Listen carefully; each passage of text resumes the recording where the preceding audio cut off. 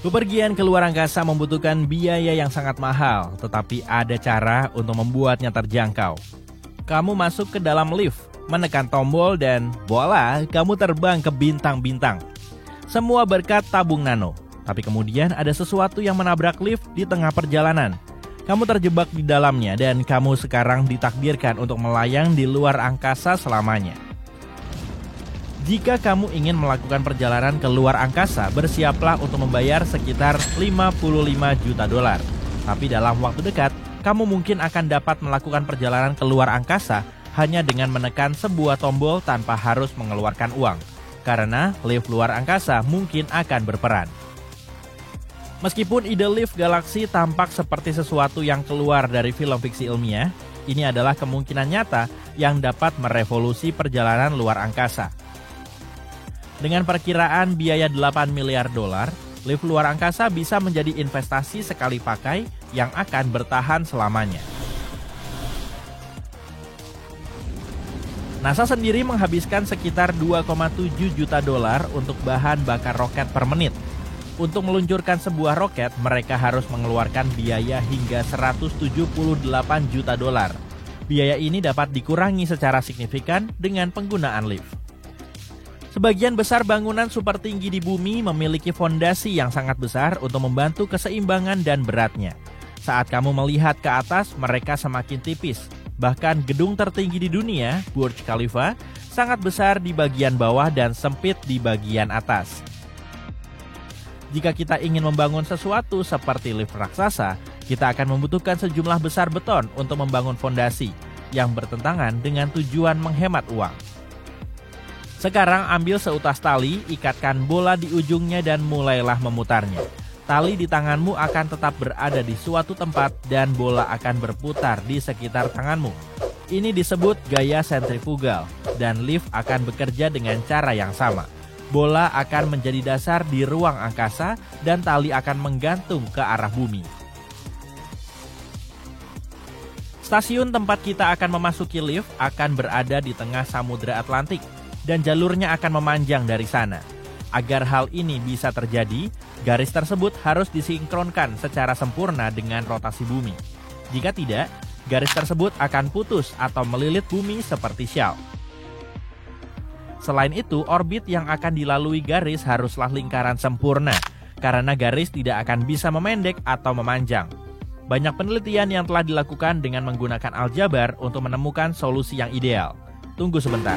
Ada gunanya aljabar? Lupakan saja. Sementara itu, aku tidak akan membuatmu bosan dengan matematika.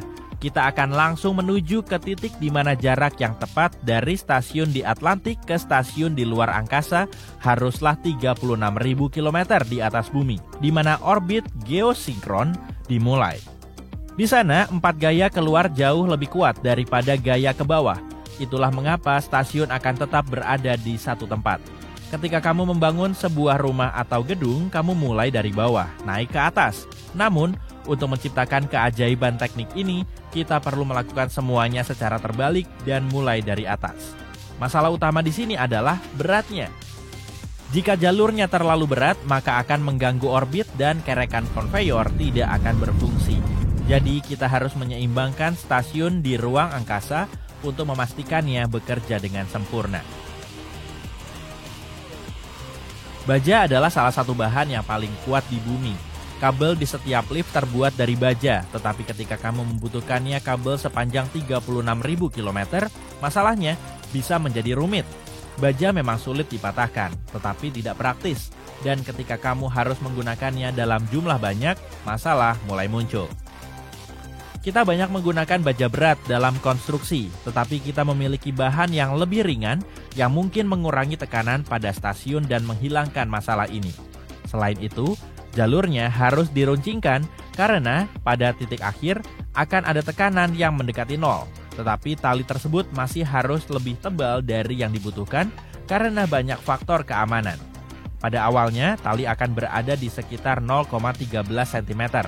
Setelah menggunakan beberapa perhitungan yang rumit, kita bisa mengetahui ketebalannya di bagian akhir, yang merupakan angka yang sangat panjang sehingga aku tidak bisa mengucapkannya. Tapi, percayalah, ini sangat besar. Jadi baja tidak masuk dalam daftar.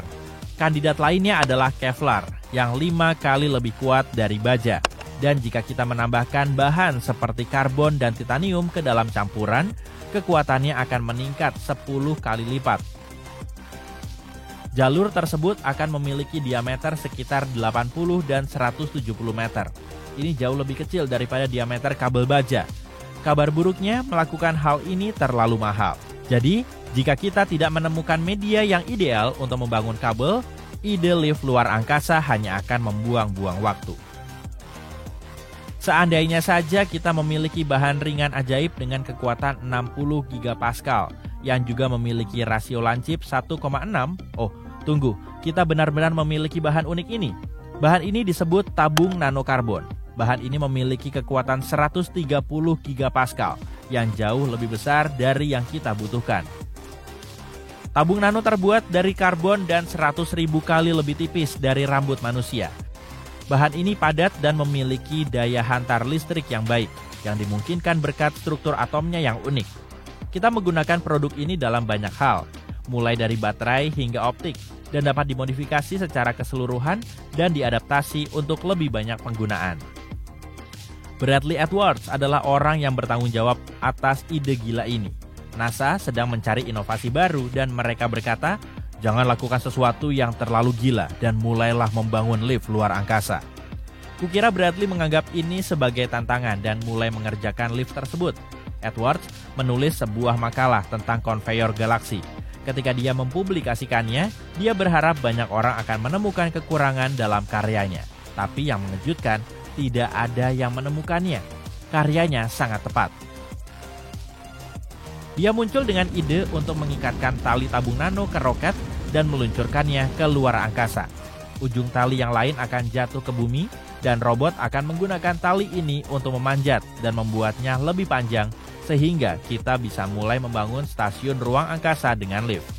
Setelah itu, lift bisa mulai mengangkut apa saja, mulai dari panel surya hingga turis. Di masa depan, wisata luar angkasa bisa menjadi sesuatu yang sangat mungkin dilakukan. Siapa tahu, kita bahkan bisa berlibur ke luar angkasa.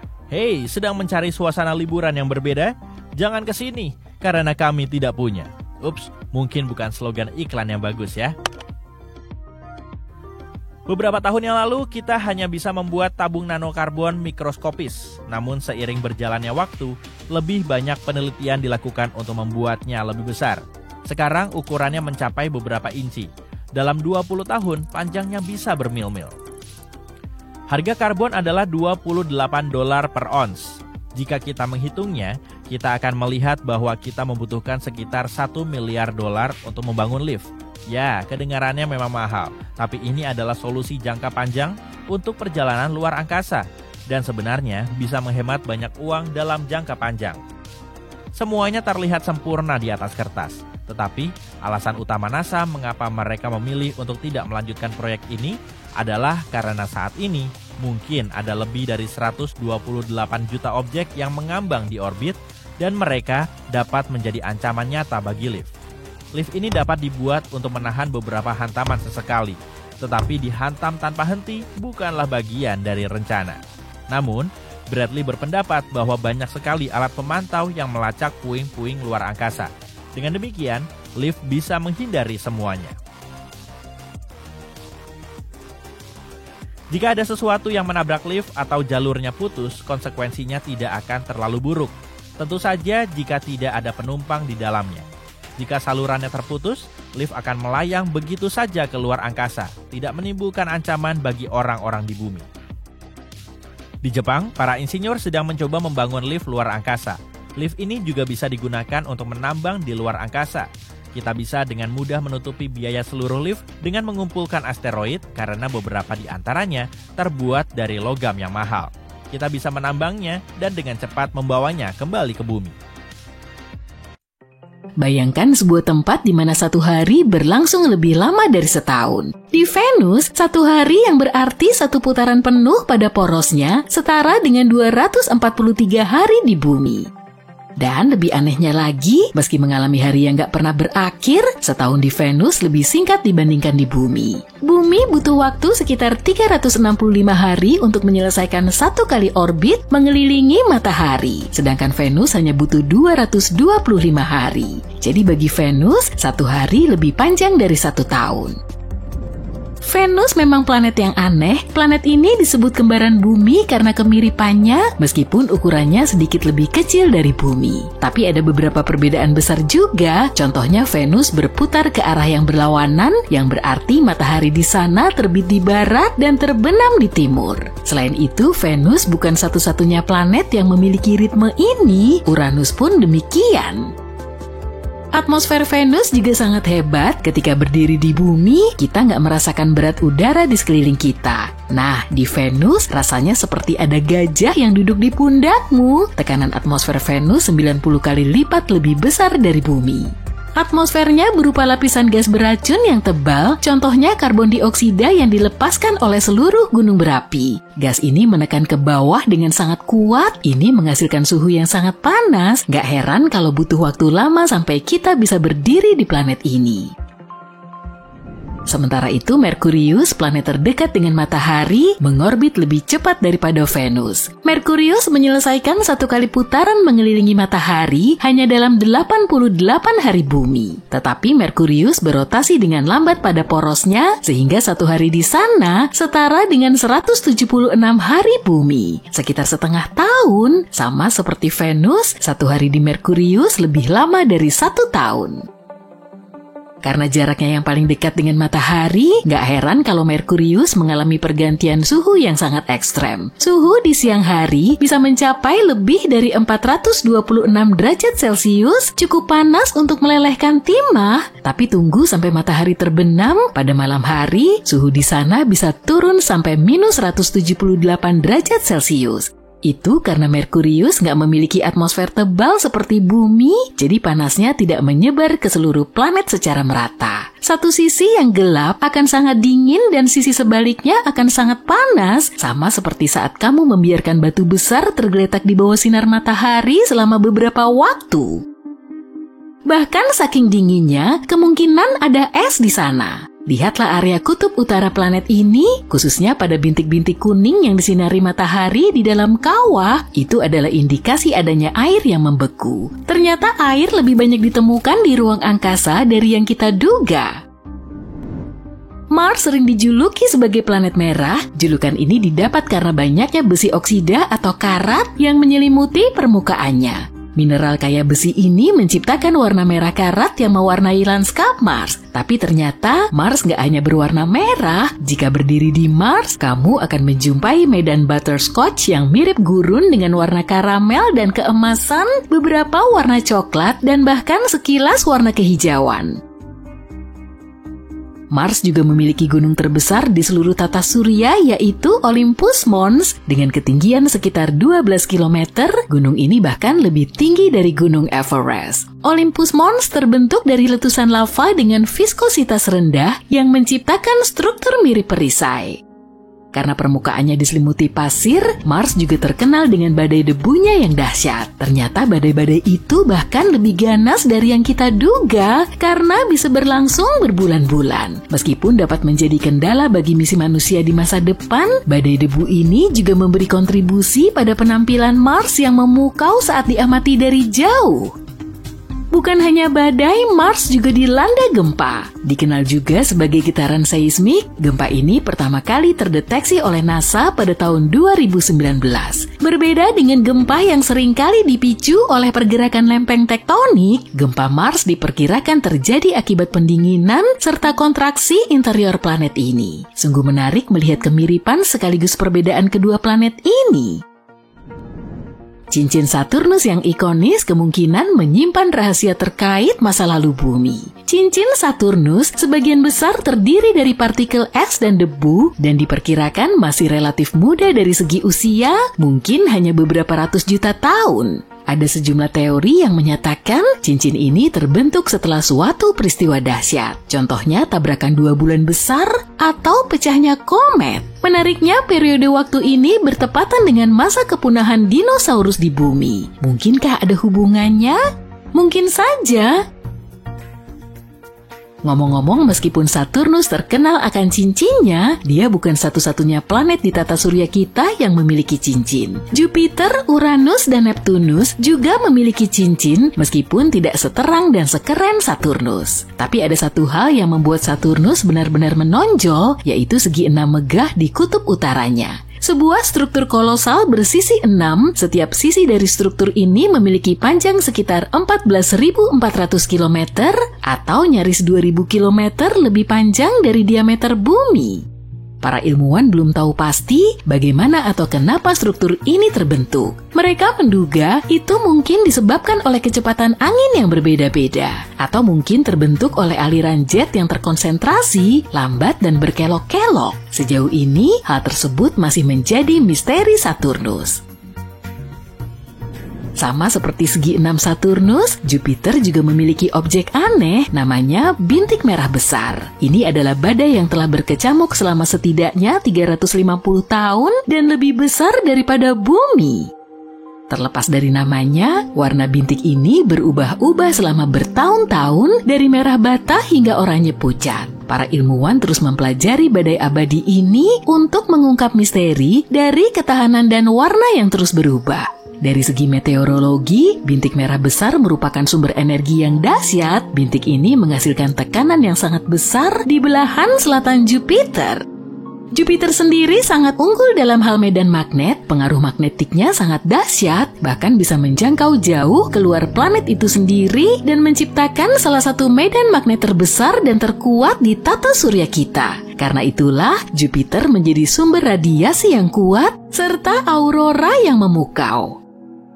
Cahaya utara di bumi memang memukau, tapi Jupiter juga punya sesuatu yang istimewa. Medan magnet berinteraksi dengan partikel bermuatan dari bulan-bulan Jupiter dan angin matahari. Interaksi ini menciptakan aurora yang indah di dekat kutub-kutubnya. Tapi dibandingkan bumi, ukuran aurora ini jauh lebih besar, nggak seperti yang pernah kita lihat di planet kita. Tapi memiliki bintik besar yang keren bukanlah fitur unik di tata surya kita. Neptunus, planet raksasa penuh badai, planet ke-8 dan terjauh dari matahari, juga memiliki bintik gelap raksasa. Seperti halnya Jupiter, bintik ini merupakan pusaran besar di atmosfer Neptunus, tapi nggak seperti di Jupiter. Bintik ini datang dan pergi karena pola cuaca Neptunus yang dinamis dan selalu berubah. Neptunus sama seperti Uranus dikenal sebagai raksasa es, dan seperti planet raksasa lainnya, Neptunus juga memiliki angin paling ganas di tata surya kita. Angin supersoniknya bisa berkecepatan lebih dari 1.900 km per jam. Bener-bener ratu drama, tapi ini menjelaskan formasi awannya yang tebal. Ngomong-ngomong, kalau kamu pernah membayangkan sebuah planet yang dihujani berlian, kamu mungkin ingin mengunjungi planet ini. Jauh di dalam atmosfer Neptunus, di mana tekanannya sangat ekstrem, para ilmuwan berteori bahwa atom-atom karbon terkompresi dan membentuk berlian. Dan kemudian, berlian-berlian ini mungkin turun sebagai hujan. Sungguh kejutan unik saat badai melanda ya.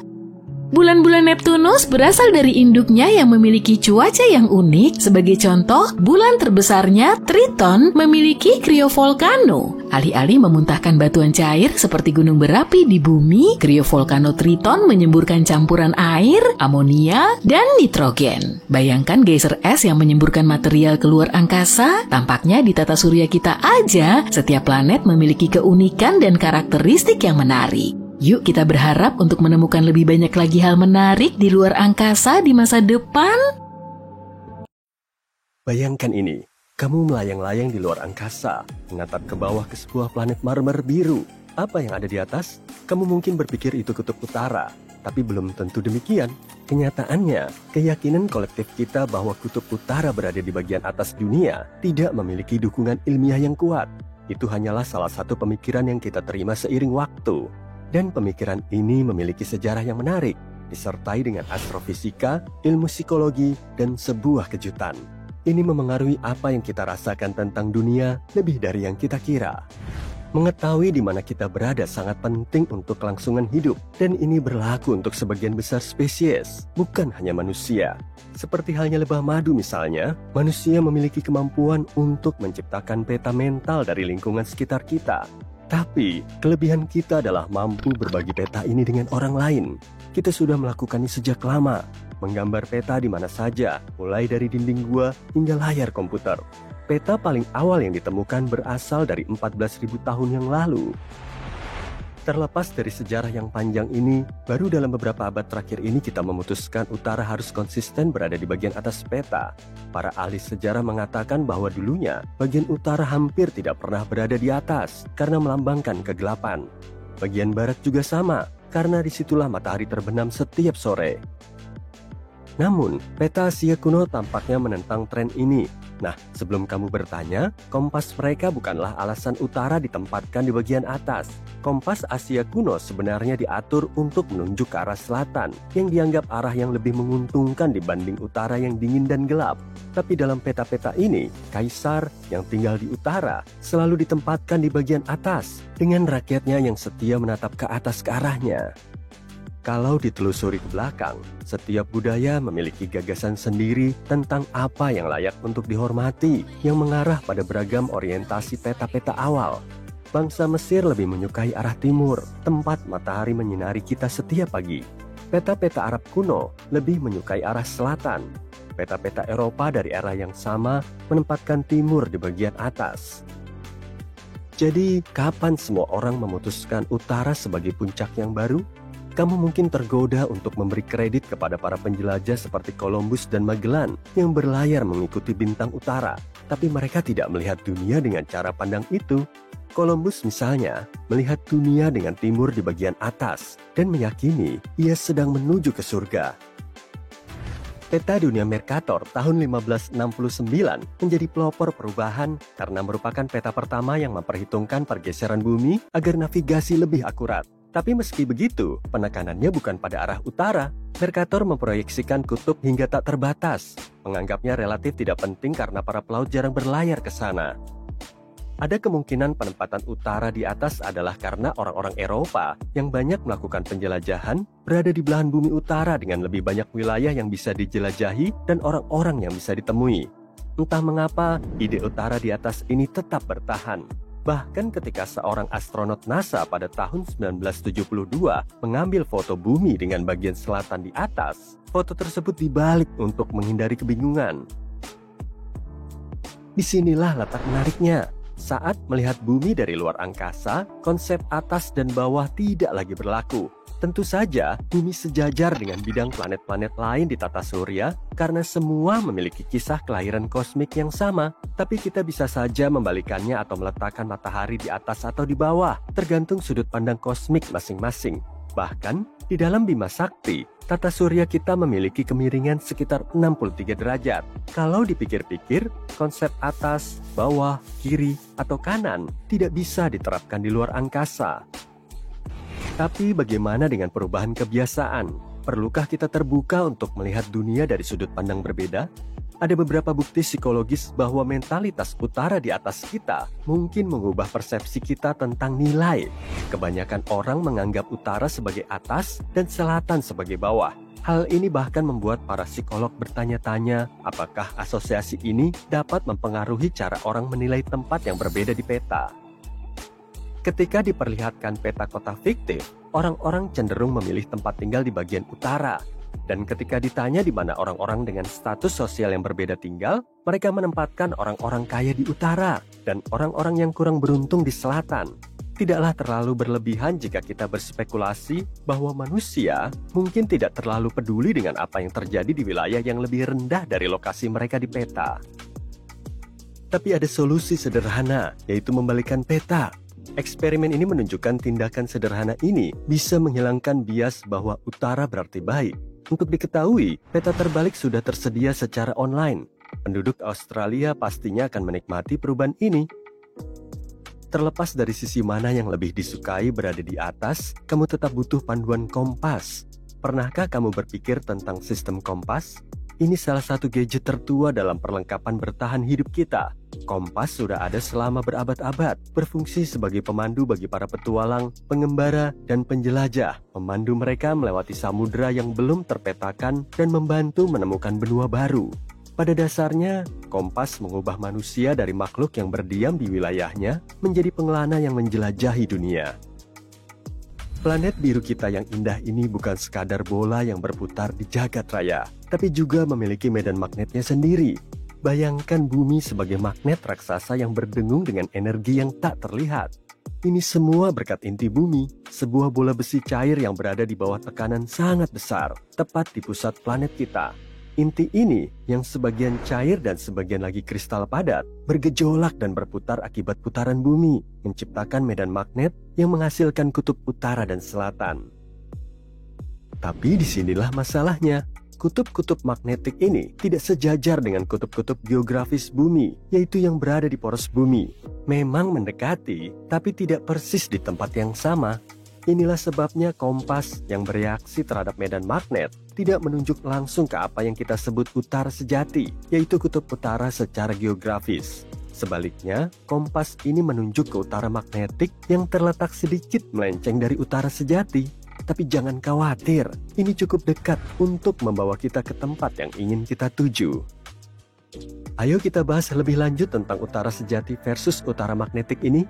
Ingat berita dari bulan September 2019 ketika untuk pertama kalinya dalam lebih dari 360 tahun, kompas di Greenwich menunjuk ke arah utara sejati? Itu kejadian yang cukup langka.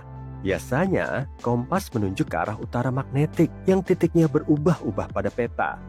Titik ini berubah dan bergeser seiring waktu, mengikuti pergeseran inti bumi. Di sisi lain, arah utara sejati mengacu pada kutub utara geografis, sebuah titik spesifik yang tidak berubah di permukaan bumi. Jadi, ketika memegang kompas, yang kamu lihat adalah arah utara magnetik, bukan arah utara sejati. Disinilah segalanya menjadi lebih menarik. Sudut antara arah utara sejati dan utara magnetik seperti yang ditunjukkan oleh kompas disebut deklinasi. Ini kata yang rumit untuk konsep yang sederhana. Nah, karena medan magnet bumi bukan sesuatu yang sederhana dan pasti, akibatnya ada lonjakan dan penurunan. Deklinasi tidak sama di semua tempat. Ini bervariasi dari satu tempat ke tempat lain.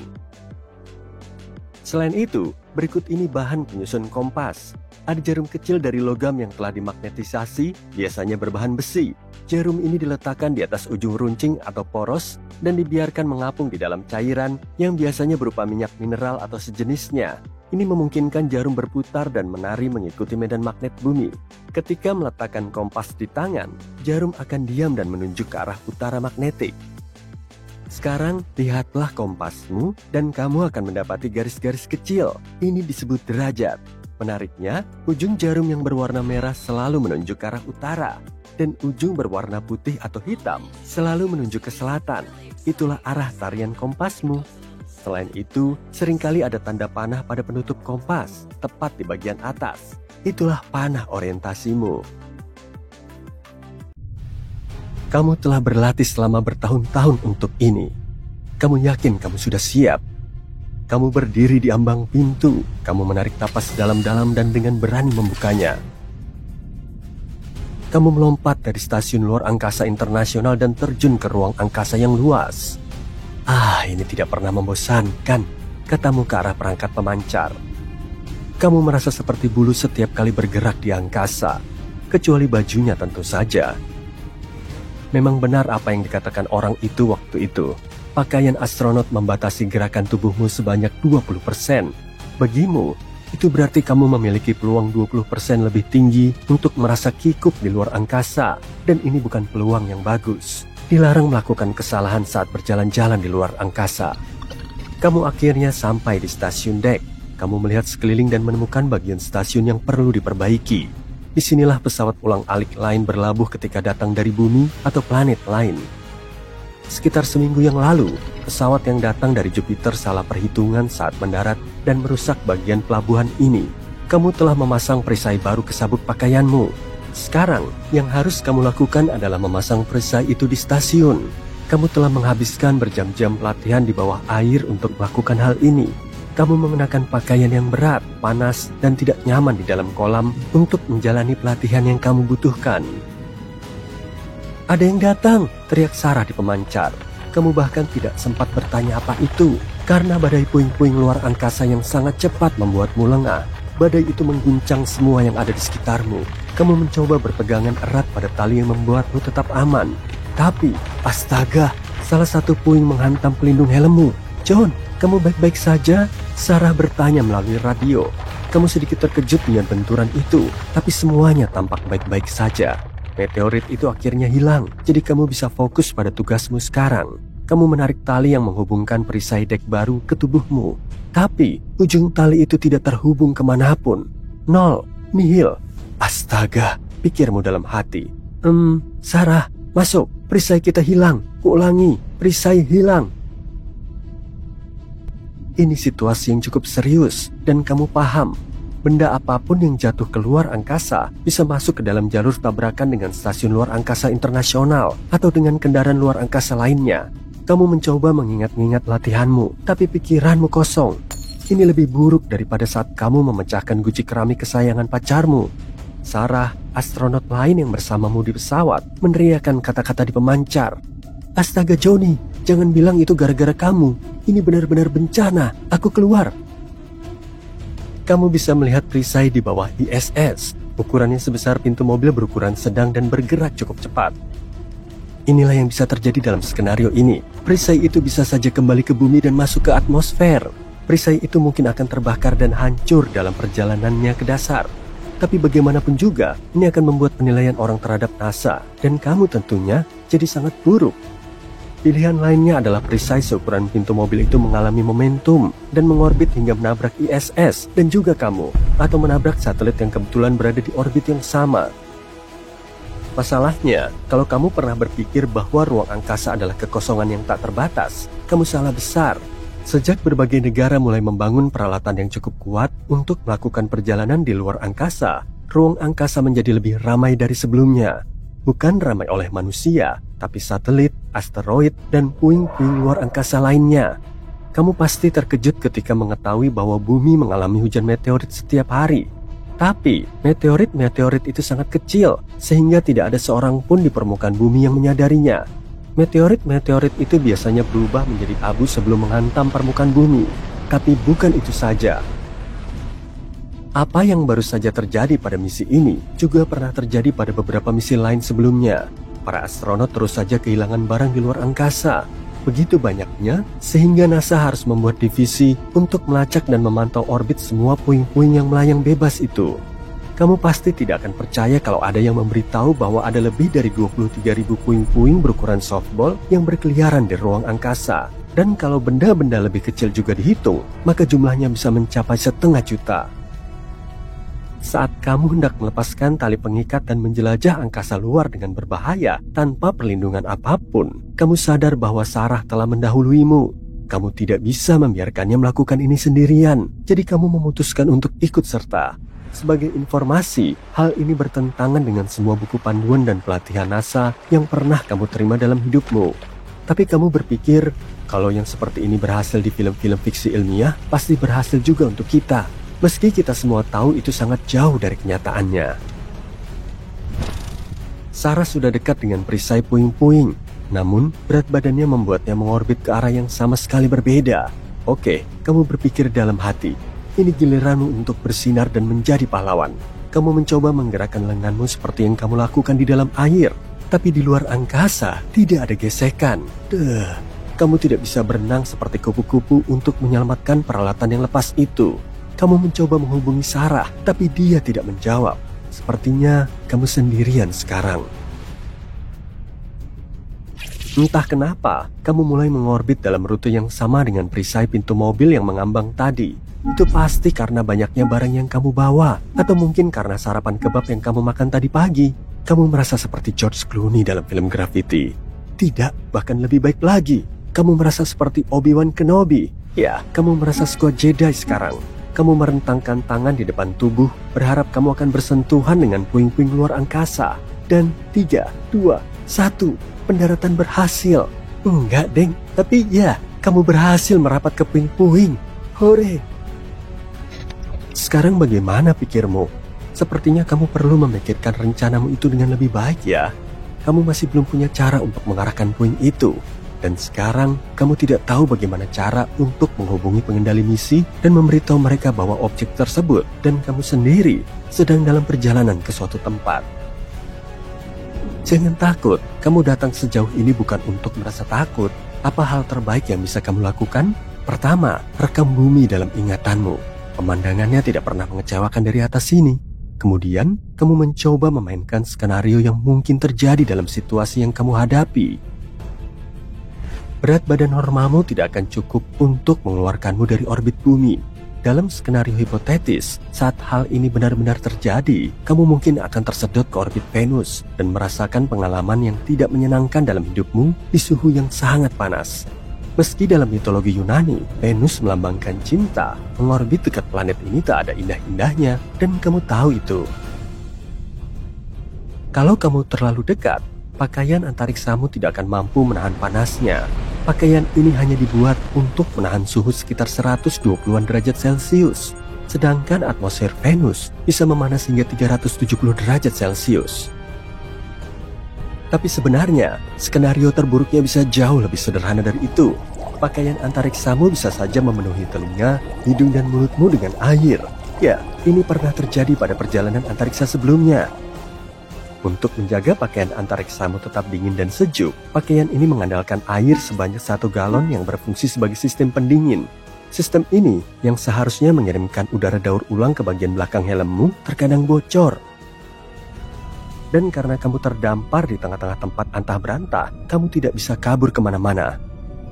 Tapi tunggu, apa itu yang muncul di cakrawala? Itu pesawat ulang-alik modular. Kamu mencoba berteriak, tapi tidak ada yang bisa mendengarmu di luar helm. Kamu melambaikan tangan, tapi pesawat itu memang menuju ke arahmu.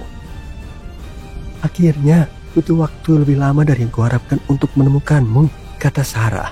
Rupanya, dia berhasil kembali tepat waktu ke stasiun luar angkasa untuk menangkapmu sebelum kamu hilang di telan kegelapan ruang angkasa. Kayaknya aku akan kehilangan beberapa poin astronot karena kesalahan kecil ini ya, katamu. Dan ya, pastinya begitu. Pernah dengar tentang bintang berlian yang bisa bikin semua kekayaan di bumi malu? Atau bintang berkelap-kelip yang permukaannya terbuat dari besi padat? Mari kita lihat bintang-bintang aneh ini dan menguak misterinya.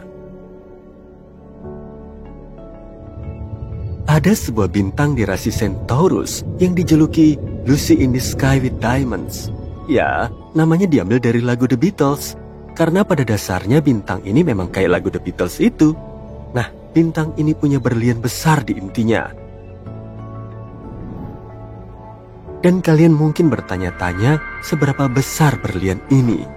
Ya, diperkirakan besarnya sekitar 10 miliar triliun karat, yaitu 1 diikuti dengan 34 angka 0. Sebagai perbandingan, berlian Hope yang merupakan salah satu berlian terbesar di dunia hanya berukuran 45,5 karat. Bisa bayangin gak ukuran cincin yang bisa kamu buat dengan berlian dari bintang ini?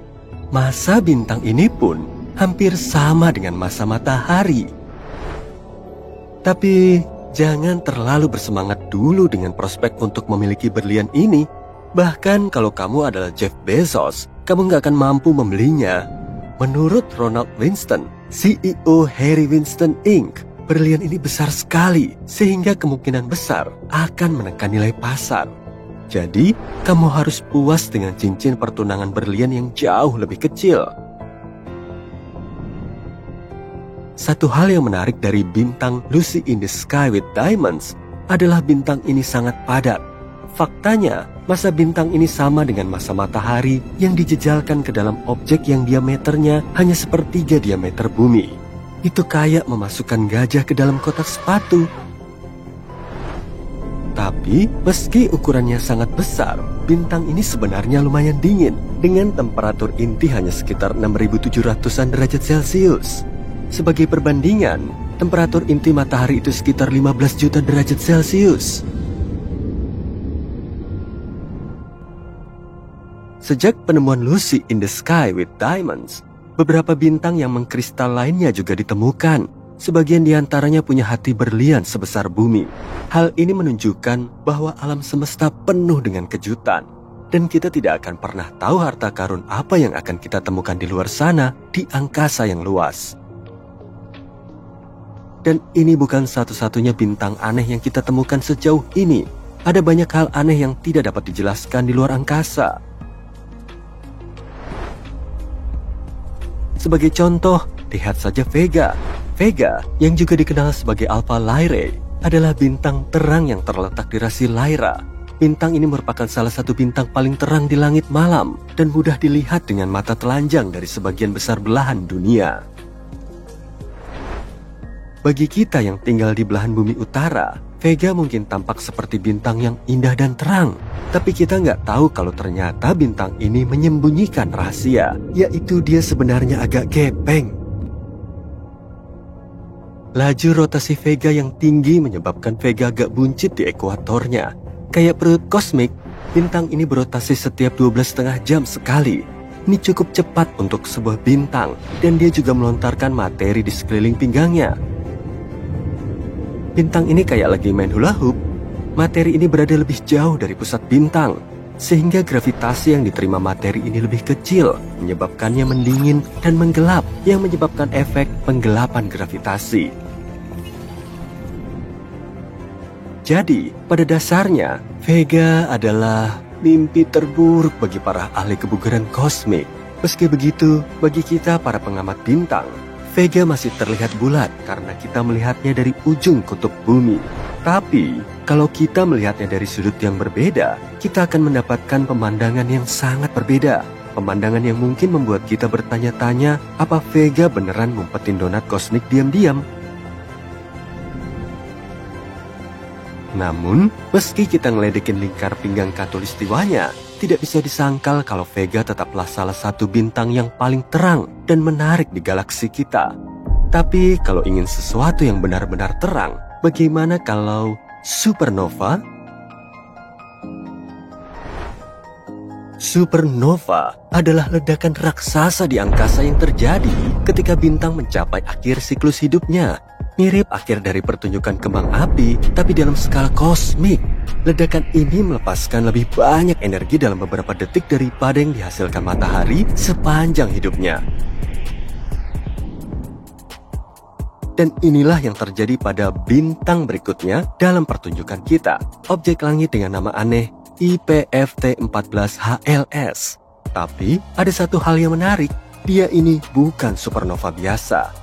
Meski bintang ini sempat meledak di tahun 2014 dan mulai meredup seperti biasanya, baru-baru ini dia kembali muncul dan kembali bersinar terang. Ya, dramatis juga. Dan kalau itu belum cukup, bintang ini terus meredup dan bersinar, setidaknya 5 kali secara total, mirip seperti yoyo. Seolah-olah bintang ini nggak bisa memutuskan apakah dia ingin tetap terang atau meredup ke dalam kegelapan. Selain itu, para ilmuwan mengukur spektrum supernova tersebut. Mereka menemukan kalau supernova ini berevolusi 10 kali lebih lambat daripada bintang-bintang lainnya. Mungkin ini supernova yang cuma mau menikmati masa-masa keemasannya? Secara keseluruhan, objek ini masih menjadi misteri. Tapi, bintang ini bukan satu-satunya bintang yang mengalami sindrom 2-in-1. Sekilas, MY Camelopardalis tampak seperti bintang biasa, tapi setelah diamati lebih dekat, para astronom menyimpulkan kalau bintang ini sebenarnya adalah 2 bintang dalam 1. Kedua bintang ini saling mengitari satu sama lain dengan kecepatan lebih dari 900.000 km per jam. Ini merupakan sistem bintang kontak biner, yang artinya kedua bintang tersebut berada sangat dekat sehingga berbagi selubung yang sama. Dengan kata lain, keduanya sangat dekat sampai bisa dibilang sedang berpacaran. Bintang Romeo dan Juliet ini adalah salah satu bintang ganda paling masif yang pernah ditemukan. Masing-masing memiliki massa 32 dan 38 massa matahari. Para astronom juga menduga kalau kedua bintang ini sedang berada di ambang penggabungan. Artinya, suatu hari nanti keduanya akan bergabung menjadi satu bintang super raksasa. Wow, siapa sangka ruang angkasa bisa romantis begitu? Selanjutnya, perkenalkan nama panjang lainnya, HD 140283, yang juga dikenal sebagai bintang Methuselah. Si kecil di rasi Libra ini sudah ada sejak lama. Yep, benar-benar lama. Sebenarnya, ilmuwan mengira usianya lebih tua dari alam semesta itu sendiri. Bayangkan aja kalau itu benar. Tapi akhirnya, mereka menemukan bahwa usia sebenarnya adalah sekitar 14,8 miliar tahun. Sebaya dengan alam semesta kita, itu tetap aja mengesankan. Bintang ini sangat tua. Dia bahkan masih ingat saat Bima Sakti masih berupa bayi galaksi. Tapi, terlepas dari semua itu, bintang ini masih hidup. Bintang ini baru saja mulai mengembang menjadi raksasa merah. Ini mirip kayak kamu waktu berusia 30-an. Awet muda juga dia. Tapi, kalau semua hal itu sudah bisa dipahami, gimana dengan bintang yang diberi nama bintang WTF oleh para ilmuwan? Beneran loh, paling nggak dulu namanya begitu. Sekarang dia disebut bintang Tebi. Bintang ini juga punya nama yang lebih ilmiah, tapi agak sulit diucapkan. Namun, yang sangat aneh dari bintang ini adalah peredupannya yang tidak beraturan. Gak tahu kenapa, bintang ini gak bersinar kayak bintang pada umumnya, melainkan berkedip-kedip, seolah-olah ada orang yang menyalakan dan mematikan senter. Dan itu bukan cuma redup sedikit, penurunan cahayanya bisa sampai 22%. Jadi itu bukan karena terhalang oleh planet atau semacamnya. Ilmuwan telah menemukan berbagai macam penjelasan untuk perilaku aneh ini. Mulai dari komet, debu, hingga megastruktur luar angkasa.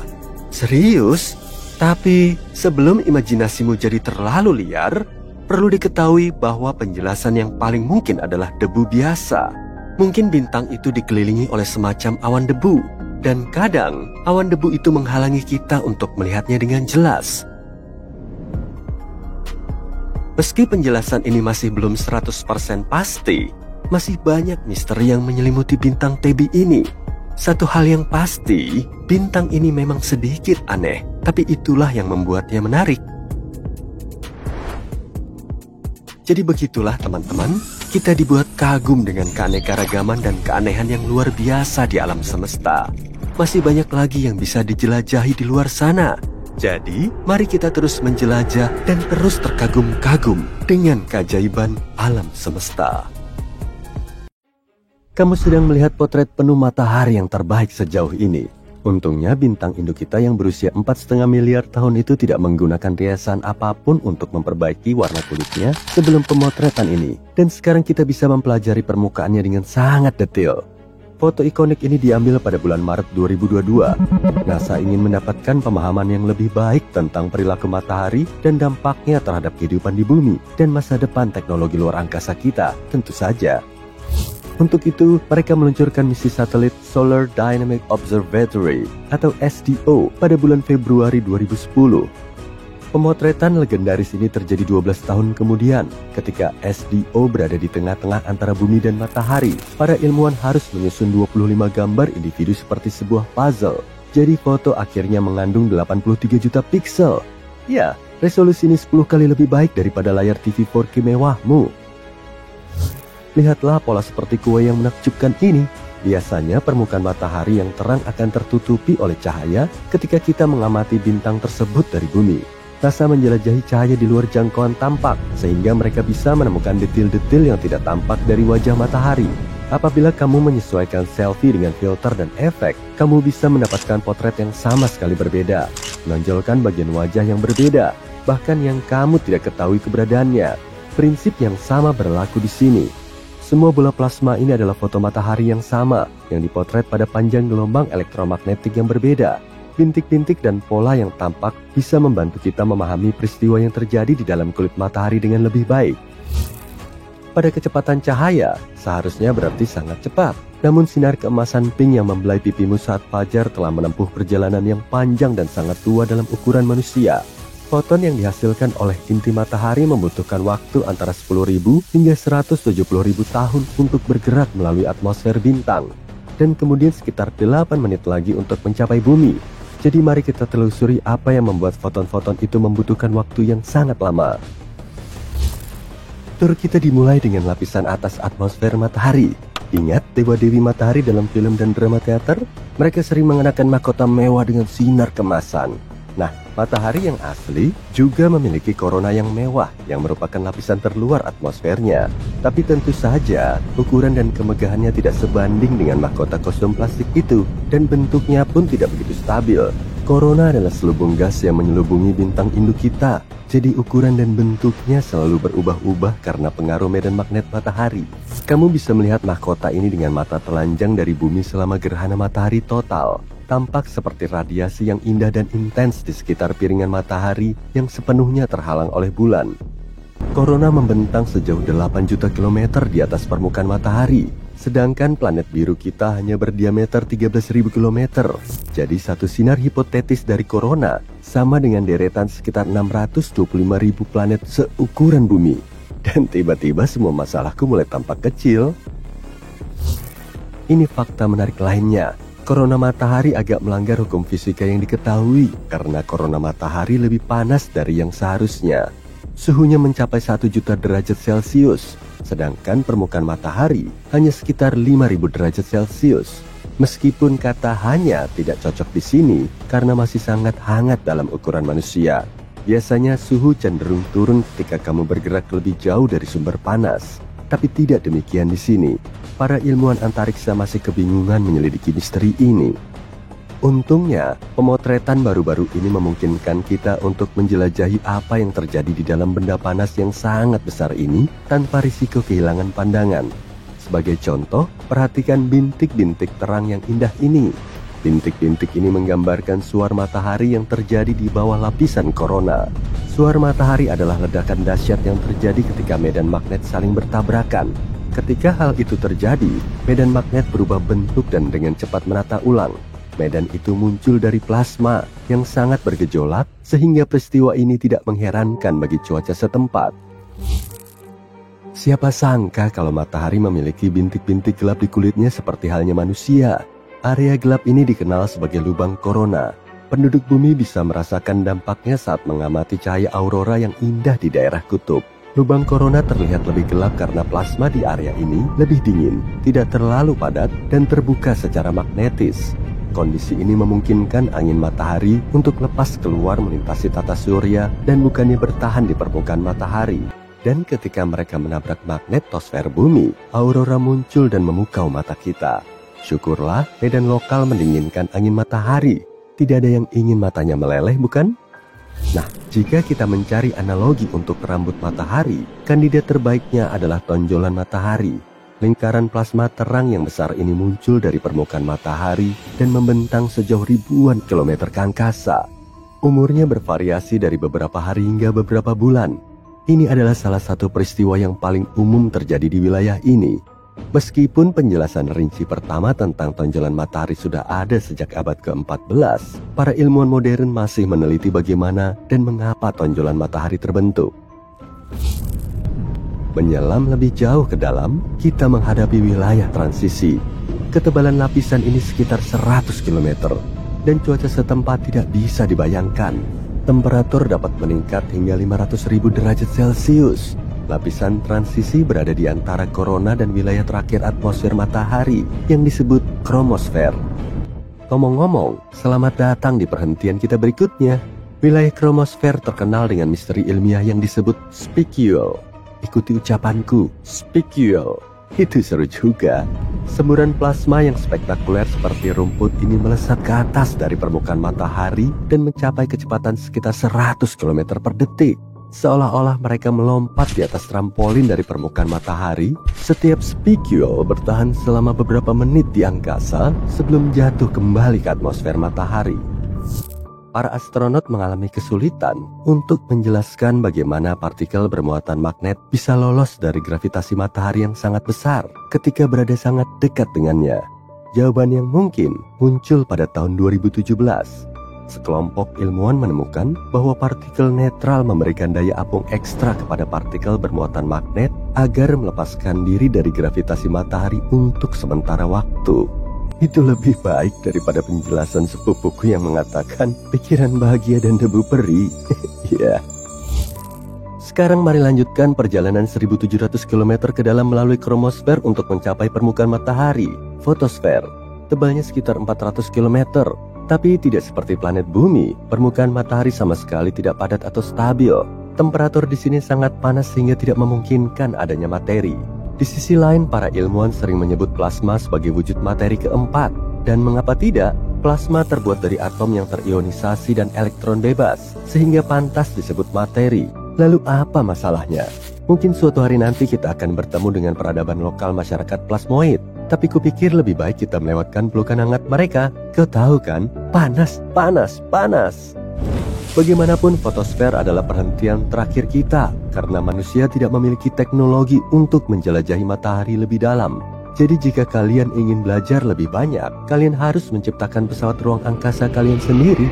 Tapi waktu sangat terbatas. Kalian hanya punya waktu sekitar 7-8 miliar tahun.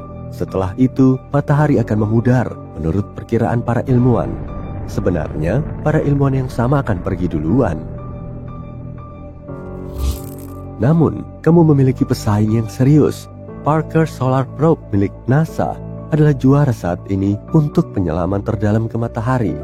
Wahana ini berhasil menempuh jarak 7,3 juta kilometer dari permukaan matahari menuju intinya pada tanggal 27 September 2023. Dan kemudian, Parker Probe mengulangi rekornya sekali lagi pada bulan Desember di tahun yang sama. Jadi mengapa tidak meleleh, tanyamu? Wahana ini telah dirancang untuk bertahan dalam kondisi yang sangat panas dan fluktuasi suhu. Wahana ini dilengkapi dengan perisai panas khusus dan sistem otonom yang melindungi misi dari cahaya matahari yang sangat besar. NASA memiliki rencana ambisius lainnya. Pada bulan Desember 2024, Parker akan mencapai jarak terdekatnya dengan matahari.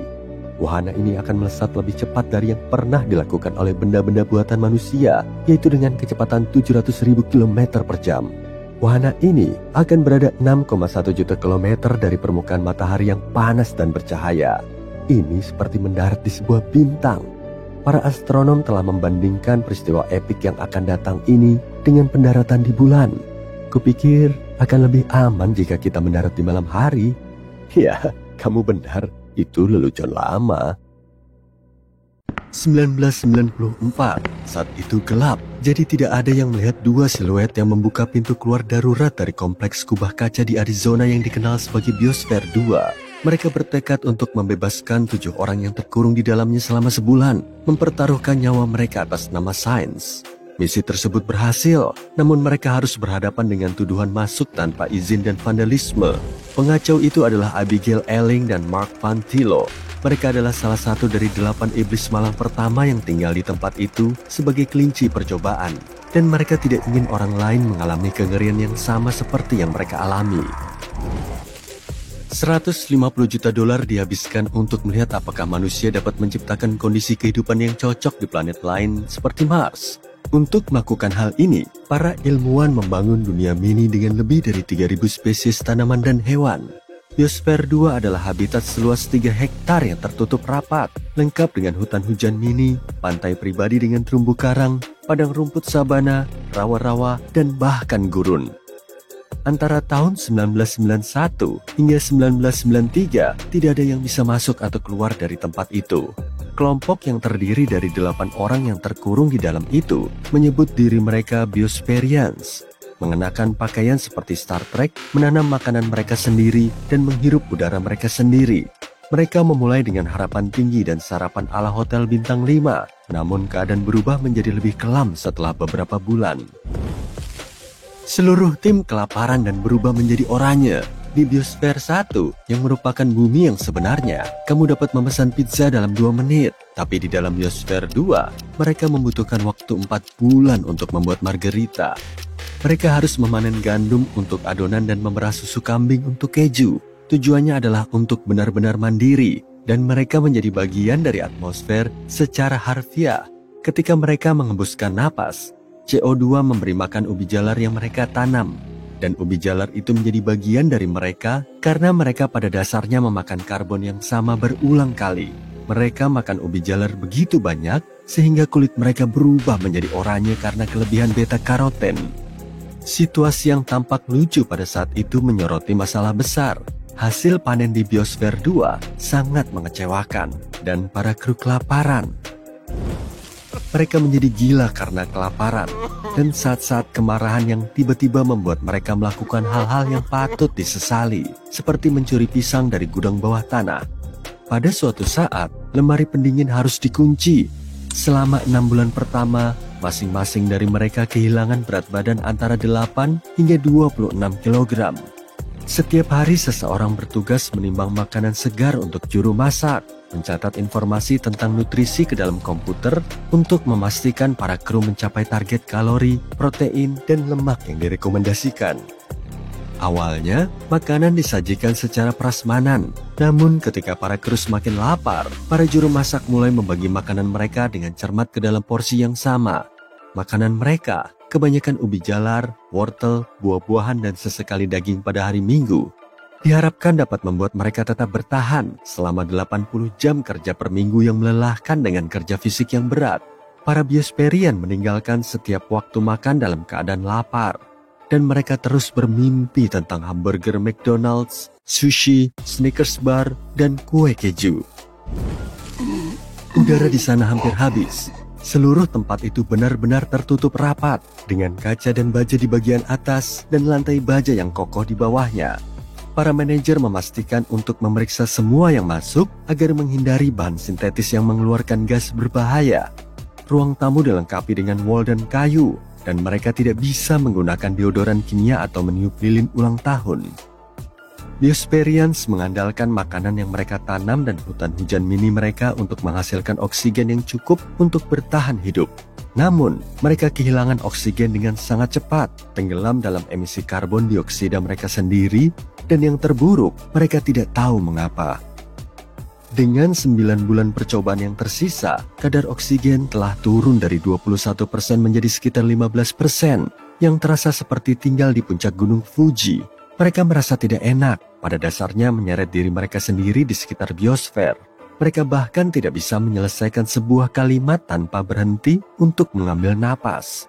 Kemudian sleep apnea mulai menyerang, dan beberapa dari mereka terbangun dengan terengah-engah.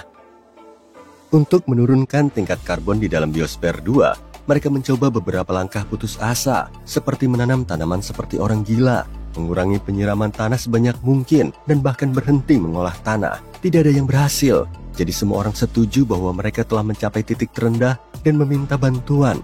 Truk berpendingin datang untuk memompa oksigen murni ke biosfer 2. Begitu gas mulai mengalir, mereka tertawa terbahak-bahak dan mulai berlarian. Ekosistem menjadi sangat berantakan. Burung kolibri dan lebah madu lenyap setelah beberapa bulan, sehingga tanaman tidak lagi mengalami penyerbukan. Cacing dan tungau menyerang tanaman dan kecoa mengambil alih. 4 spesies kecoa dibawa masuk untuk mendaur ulang bahan organik, tetapi kecoa rumah tangga biasalah adalah penyintas sesungguhnya. Kecoa-kecoa itu entah bagaimana menyelinap masuk dan berkembang biak menjadi ancaman serius bagi tanaman. Pada malam hari, dapur dibanjiri kecoa segera setelah lampu padam. Untuk mengatasi serangan kecoa, kelompok ini mengolesi cangkir kopi dengan pelumas dan menaruh potongan pepaya di dalamnya sebagai umpan. Kecoa-kecoa akan memanjat ke dalam, tetapi mereka tidak bisa memanjat sisi-sisi yang licin untuk melarikan diri. Lapar, kekurangan oksigen, berurusan dengan serangga-serangga, itu sudah cukup untuk membuat siapapun menjadi gila. Perdebatan sengit menyebabkan gelas dilempar dan orang diludahi. Akhirnya seluruh kelompok terpecah menjadi 2. Mereka berhenti berbicara dan bisa berjalan saling berpapasan di lorong-lorong tanpa melakukan kontak mata. Separuh dari mereka menginginkan lebih banyak makanan dan oksigen untuk melanjutkan penelitian dengan bermartabat. Sementara separuh lainnya percaya bahwa mereka bisa bertahan hidup tanpa bantuan dari luar, tidak peduli berapapun biayanya. Sebenarnya, ruang yang disegel itu telah dibobol jauh sebelum semua itu terjadi. Hanya 2 minggu setelah mereka masuk ke dalam, seorang Biosperian bernama Jane Pointer memotong ujung jarinya dalam sebuah kecelakaan saat memasak nasi. Dokter Missy mencoba menjahit ujung jarinya kembali tapi tidak berhasil, dan jarinya menghitam dalam beberapa hari. Dia pergi ke rumah sakit di luar untuk menjalani operasi dan beberapa jam kemudian, dia menyelinap kembali ke dalam, membawa tas ransel yang penuh dengan persediaan seperti komponen komputer dan film berwarna. Para wartawan baru mengetahui pengiriman diam-diam itu berbulan-bulan kemudian, dan karena itu, banyak orang yang mempertanyakan kredibilitas seluruh eksperimen tersebut. Media memperlakukan eksperimen ini seperti reality show dengan menyebutnya sebagai hiburan ekologis yang trendy. Berita utama di seluruh dunia membuat seolah-olah mereka berada di ambang kehilangan nyawa. Sampai-sampai keluarga mereka khawatir dan menelepon Biosperians untuk memeriksa apakah mereka benar-benar baik-baik saja. Kelompok ini merasa seperti berada di kebun binatang manusia dengan turis-turis yang datang dari jauh untuk mengintip ke dalam kandang kaca. Dalam 6 bulan pertama saja, lebih dari 150.000 orang mengunjungi tempat itu. Biosphere 2 akhirnya menjadi lelucon budaya pop, menginspirasi film komedi berjudul Biodome dan beberapa dekade sketsa lucu. Kamu mungkin bertanya-tanya mengapa tidak ada satupun dari mereka yang berhenti dari eksperimen dan keluar dari pintu depan. Ya, tidak ada satupun dari para pecinta lingkungan yang ingin menjadi orang pertama yang mengakui bahwa hal ini terlalu berat untuk ditangani. Ditambah lagi, mereka semua masih berharap bahwa mereka bisa memecahkan teka-teki membangun bumi nomor 2. Pada akhirnya, mereka berhasil menemukan 7 ton oksigen yang hilang. Oksigen tersebut telah diserap oleh beton. Meskipun terengah-engah sepanjang waktu mungkin tampak seperti tantangan terbesar yang mereka hadapi, para Biosperians mengatakan bahwa belajar bagaimana menghadapi orang-orang di lingkungan tertutup lebih sulit lagi. Sepertinya percobaan itu gagal besar, tetapi kelompok itu belajar banyak pelajaran berharga. Mereka membuktikan bahwa ekosistem tertutup dapat bekerja selama bertahun-tahun. Mereka berkontribusi pada penelitian tentang restorasi terumbu karang dan peternakan. Mereka menunjukkan bahwa produktivitas tinggi dan daur ulang nutrisi penuh dapat dicapai tanpa bahan kimia beracun. Jika kamu bertanya-tanya, ini bukanlah akhir dari kompleks kaca. Misi kedua di dalam Biosphere 2 berlangsung pada bulan Maret 1994. Sekarang, kamu bisa kembali ke awal video untuk memahami bagaimana hal itu berhasil. Jika asteroid seperti Apophis menghantam bumi, kita akan musnah. Gempa bumi besar akan mengguncang dan tsunami akan membanjiri segalanya. Apophis adalah benda langit berusia miliaran tahun yang sudah ada di tata surya sejak awal pembentukannya. Kalian pasti berpikir seberapa besar kemungkinan batu antariksa raksasa ini akan bertabrakan dengan planet kita pada tahun 2029. Yuk kita cari tahu. Apophis adalah asteroid besar yang ditemukan pada tahun 2004 oleh Observatorium Nasional Kitt Peak di Arizona. Sejak saat itu, asteroid ini dengan bangga menyandang predikat sebagai salah satu asteroid paling berbahaya yang pernah ditemukan. Lebarnya sekitar 335 meter, ukurannya sedikit lebih besar dari gedung Empire State dan Menara Eiffel. Saking menakutkannya, asteroid ini diberi nama Apophis seperti makhluk abadi dalam mitologi Mesir yang dianggap membawa kegelapan dan kehancuran abadi di bumi. Pada tahun 2021, para peneliti memiliki kesempatan sekali seumur hidup untuk mempelajari batu melayang ini ketika melintas di dekat planet kita. Nanti kita akan membahasnya lagi ya. Nah, beberapa ilmuwan mengatakan ada kemungkinan 2,7% Apophis akan menabrak bumi pada Jumat 13 April 2029. Efek Yarkovsky menjadi penyebabnya karena bisa sedikit mendorong batu antariksa ini ke arah bumi. Efek ini berasal dari pancaran foton termal yang tidak merata oleh benda langit yang berputar yang menyebabkan adanya gaya yang diberikan padanya di luar angkasa. Foton yang dipancarkan ini memiliki momentum dan memainkan peran penting dalam membentuk dinamika benda tersebut.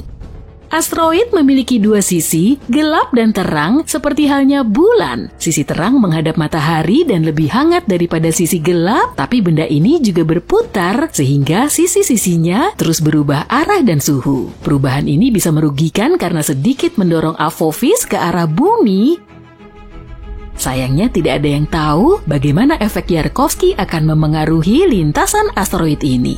Di sisi lain, saat asteroid ini terakhir melintasi bumi pada tahun 2021, para astronom menggunakan radar untuk mengukur lintasannya secara akurat dan dengan yakin menyimpulkan Apophis akan melintasi bumi dengan aman pada tahun 2029 dengan jarak sekitar 32.000 km dan tidak akan mengganggu kita lagi setidaknya selama 100 tahun.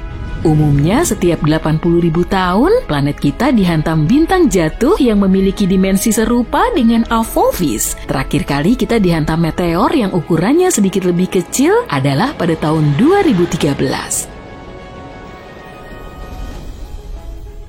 Sebuah wahana antariksa baru yang dikembangkan oleh NASA bernama OSIRIS-REx diluncurkan pada tahun 2016 untuk mengumpulkan sampel dari benda langit lain yang tidak terlalu menakutkan, yaitu Bennu. 4 tahun kemudian, pesawat ini akhirnya tiba di sana, mengambil beberapa sampel, mengucapkan selamat tinggal pada Bennu, dan mulai melakukan perjalanan kembali ke bumi. Sampel-sampel tersebut disimpan dengan aman di dalam kapsul yang dijatuhkan di Utah. Sejauh ini, sampel ini merupakan yang paling signifikan yang pernah diambil dari sebuah asteroid. Setelah pengiriman, wahana antariksa ini tidak membuang waktu dan mulai mengejar Apophis. Kini OSIRIS-REx telah berganti nama menjadi OSIRIS-APEX dan saat ini sedang mengejar Apophis. Jika beruntung, pada tanggal 2 April 2029, saat asteroid tersebut melintas di dekat bumi, wahana antariksa ini akan mencapai Apophis dan mendarat di sana. Wahana ini akan berada di Apophis selama 18 bulan, mengumpulkan informasi berharga, serta memotret ribuan foto. Asteroid ini akan dipantau dengan bantuan teleskop canggih. Pada suatu titik, Apophis akan berada terlalu dekat dengan matahari dan kemudian seluruh tugas pemantauan akan dilakukan oleh OSIRIS-APEX.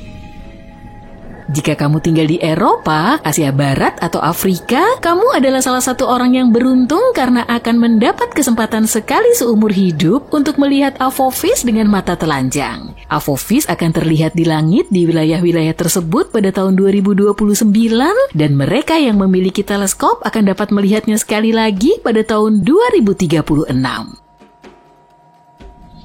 OSIRIS-APEX pasti akan menghadapi kendala karena asteroid ini memiliki kerak yang tebal dan wahana ini tidak akan bisa mengumpulkan data semudah saat mengamati Bennu.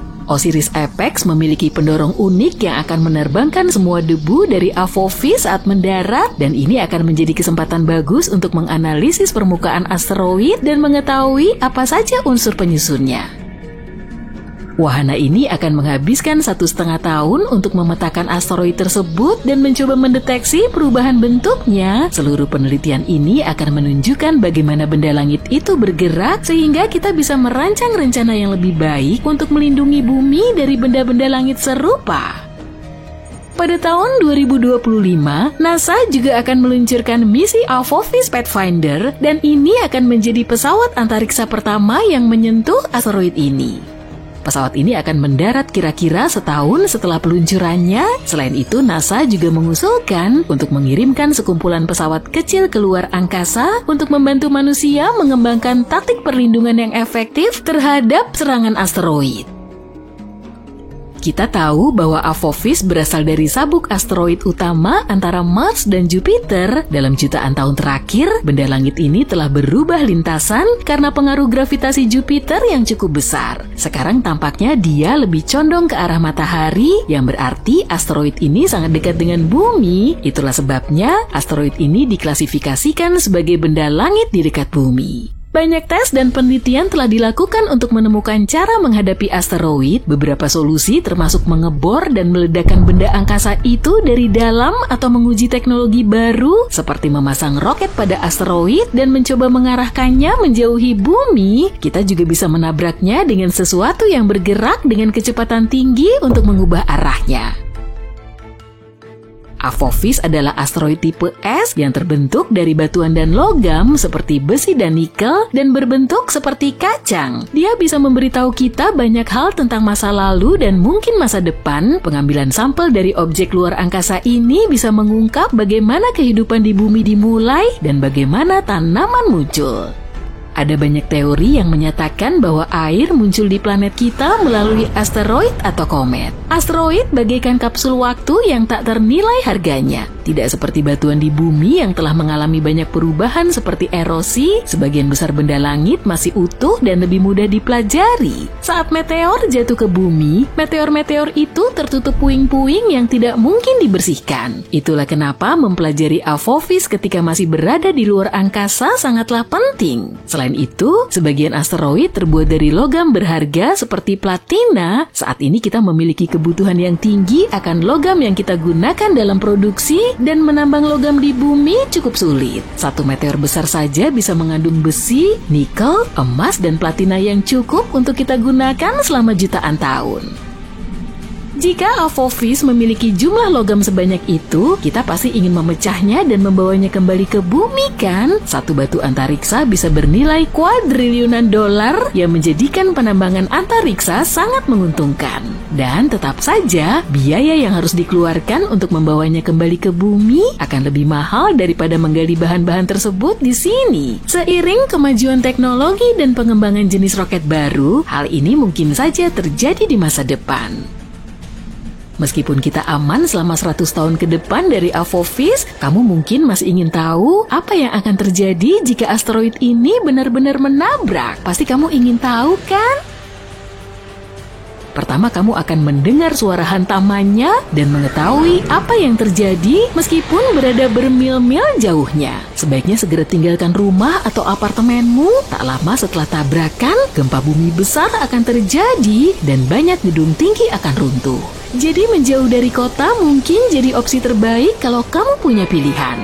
Tapi jangan pergi dengan mobil ya, akan ada kemacetan lalu lintas yang sangat parah dan semua orang akan panik. Berjalan kaki atau bersepeda adalah pilihan terbaik dalam skenario ini. Pilihan transportasi terbaik adalah naik pesawat. Jadi kalau sudah lama ingin punya lisensi pilot, sekarang kamu punya alasan yang bagus. Kalau sempat, bawalah makanan ringan dan air serta sepasang kaos kaki tambahan.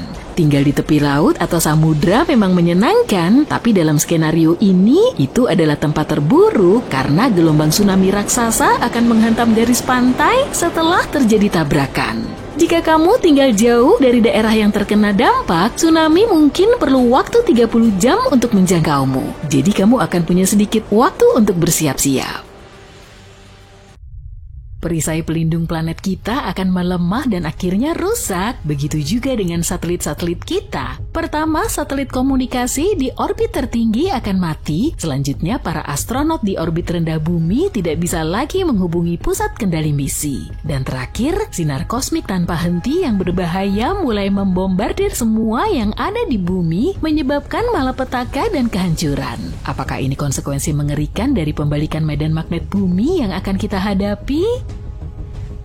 Saat ini, pada saat kamu menonton video ini, kutub magnet utara bumi sedang di luar kendali. Saking parahnya, para ilmuwan harus memperbarui model medan magnet global yang dirilis 4 tahun lalu. Apakah ini berarti kutub magnet planet kita akan segera bergeser? Sabar ya, kita akan mengetahuinya nanti. Kutub magnet bergerak tidak menentu dari kutub utara Kanada ke arah Siberia dan pergerakan ini sangat tidak terduga. Tapi pergerakan kutub itu normal. Ada catatan jangka panjang dari London dan Paris yang membuktikan kutub magnet utara bergerak secara acak di sekitar kutub utara selama beberapa ratus tahun. Namun, hal yang paling mencengangkan dari pergerakannya adalah kecepatannya yang semakin bertambah. Sekitar pertengahan tahun 90-an, kutub magnet secara tak terduga mengalami peningkatan kecepatan dari sekitar 16 km menjadi 55 km per tahun. Baru-baru ini, kutub tersebut melintasi garis tanggal internasional bergerak ke arah belahan bumi timur. Badan Antariksa Eropa meluncurkan satelit medan magnet yang sangat akurat pada tahun 2013. Berkat satelit-satelit ini, para peneliti memiliki data fantastis yang bisa digunakan bukan hanya untuk membuat peta medan magnet, tapi juga untuk memperbaruinya setiap 6 hingga 12 bulan. Dari situlah mereka bisa melihat kalau medan intinya juga melemah. Ini mungkin pertanda medan magnet bumi akan berbalik. Untuk bisa lebih memahami proses ini, kita perlu mengetahui cara kerja medan inti. Katakanlah ada sebatang magnet yang membentang di tengah-tengah planet kita dan memiliki kutub utara dan selatan. Magnet ini sangat kuat, mewakili sekitar 75% intensitas medan magnet planet kita di permukaan. Magnet batang kita tidak hanya bergerak, tapi juga semakin melemah, sekitar 7% setiap abad. Harus diakui, magnet ini bukanlah representasi akurat dari medan inti. Ini lebih mirip arus listrik yang menghasilkan medan magnet bumi. Meski begitu, model ini memudahkan kita untuk melihat apa yang terjadi pada planet kita saat ini. Medan magnet planet kita berperan penting dalam melindungi kita dari radiasi berbahaya dan aktivitas geomagnetik yang merupakan hasil interaksi antara angin matahari dan magnetosfer bumi. Medan magnet bumi juga bergerak. Para ilmuwan telah mempelajari dan melacak pergerakan kutub-kutub magnet selama ratusan tahun. Sejarah pergerakan kutub-kutub ini mengindikasikan perubahan geometri global medan magnet planet kita. Hal ini juga bisa menunjukkan awal dari pembalikan medan magnet. Itulah sebutan yang kadang digunakan untuk pembalikan kutub magnet utara dan selatan. Jika kutub magnet utara bergerak sedikit, itu bukan masalah besar, tapi pembalikan total mungkin memiliki dampak serius pada iklim planet kita serta teknologi modern. Untungnya pembalikan seperti itu tidak terjadi secara tiba-tiba, seluruh prosesnya berlangsung selama ribuan tahun. Ditambah lagi meskipun melemah selama proses pembalikan kutub magnet tidak hilang sepenuhnya. Jadi peristiwa menakutkan di awal video ini tidak akan terjadi pada kita. Magnetosfer akan terus melindungi planet ini dari sinar kosmik dan partikel-partikel matahari yang bermuatan, meskipun mungkin ada sejumlah radiasi partikular yang akan sampai ke permukaan bumi. Medan magnet dihasilkan oleh muatan listrik yang bergerak. Jika suatu material memungkinkan muatan-muatan ini bergerak dengan mudah di dalamnya, maka material itu disebut konduktor. Logam merupakan konduktor yang baik dan kita sering menggunakannya untuk memindahkan arus listrik dari satu tempat ke tempat yang lain. Dalam hal ini, arus listrik adalah muatan negatif yang disebut elektron yang bergerak melalui logam. Arus inilah yang menghasilkan medan magnet. Bumi memiliki inti besi cair, dengan kata lain, ada lapisan-lapisan material konduktor di dalam planet kita. Arus muatan terus bergerak di seluruh inti, logam cair juga bergerak dan mengalir di sana, menghasilkan medan magnet. Medan magnet ini selanjutnya menghasilkan sesuatu yang menyerupai gelembung di sekeliling planet. Gelembung ini disebut magnetosfer dan terletak di bagian paling atas atmosfer. Lapisan ini melindungi dan menangkis radiasi sinar kosmik berenergi tinggi yang jika dibiarkan akan sangat berbahaya bagi manusia dan bentuk kehidupan lainnya di bumi. Magnetosfer juga berinteraksi dengan ionosfer, yaitu lapisan atmosfer planet kita yang mengandung banyak ion dan elektron bebas serta mampu memantulkan gelombang radio. Interaksi antara kedua lapisan ini dan angin matahari yang termagnetisasi, inilah yang oleh para ilmuwan disebut sebagai cuaca antariksa. Angin matahari biasanya tidak terlalu kuat dan tidak ada cuaca antariksa sama sekali.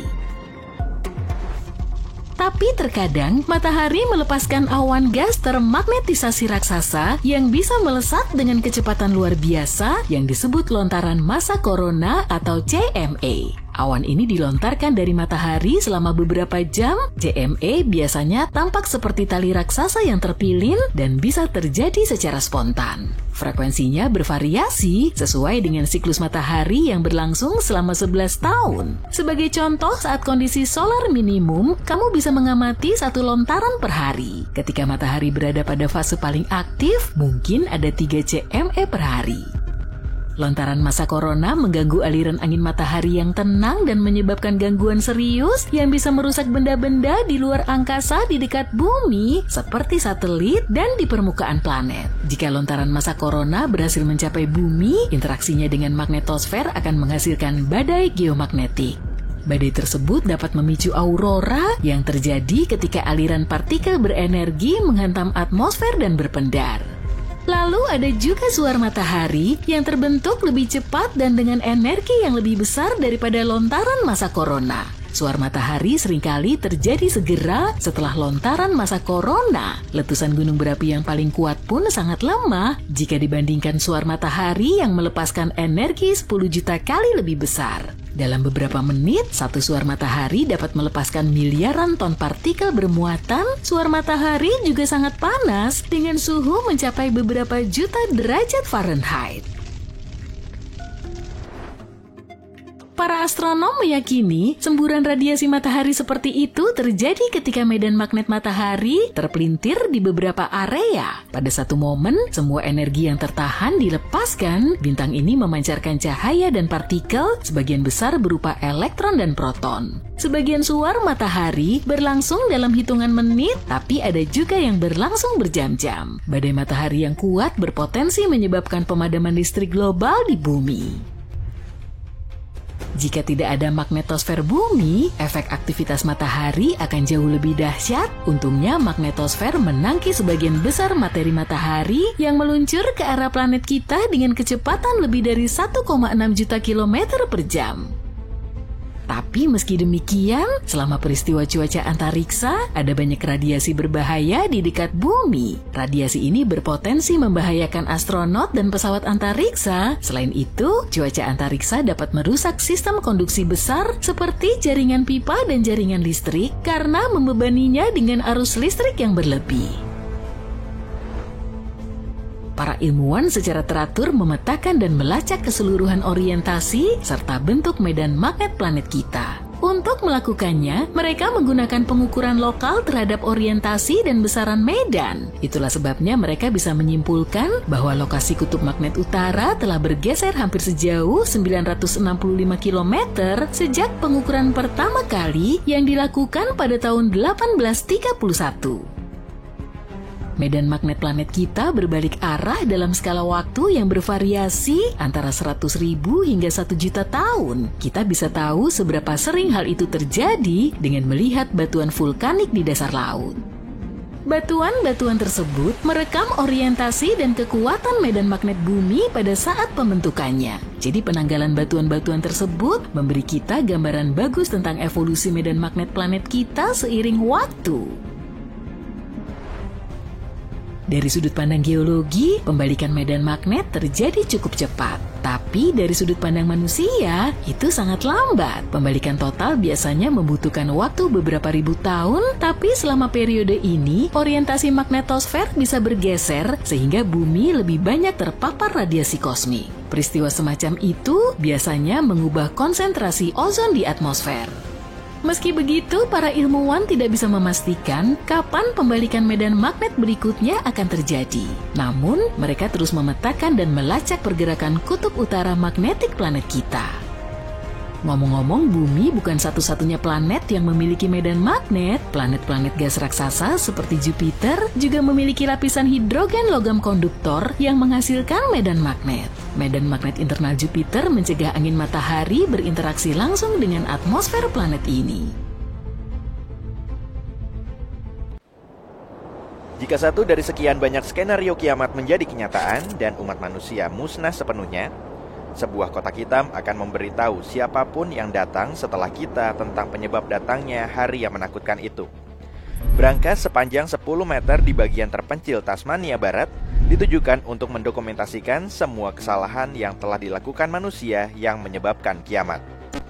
Para seniman, arsitek, dan peneliti di balik kotak hitam bumi ini berharap instalasi seni dari baja bertulang tebal ini dapat bertahan dari api, air, dan bencana alam lainnya, kecuali mungkin kehancuran total planet ini.